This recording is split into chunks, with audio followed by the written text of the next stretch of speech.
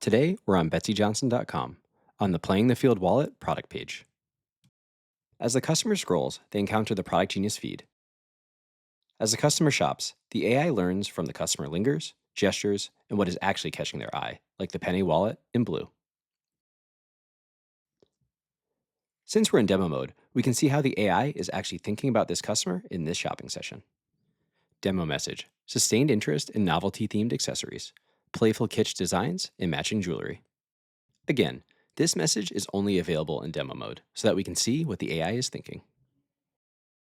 As the AI observes more lingers and gestures, it updates its thinking.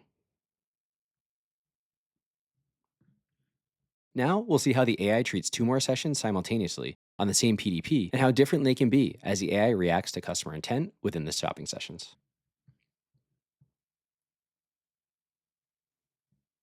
On the left, the customer really lingers on baseball-themed accessories, giving the AI a clear understanding of their intent and how it should shape its product recommendations.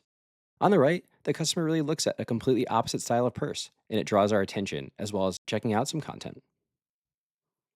In both sessions, the AI is able to change its feed to address both of these customers and their unique needs. In your Product Genius dashboard, as the AI learns, so do you. In the Agent Management cockpit, you're able to see the policies that the AI is writing for itself after interacting with your customers and suggest policies for the AI to follow. Here, we see a rule that the merchandiser has suggested around seasonality, which is doing quite well. Below, a rule that the AI learned on its own about how to maximize traffic from Instagram ads. Want to suggest more policies or give the AI information like your marketing calendar?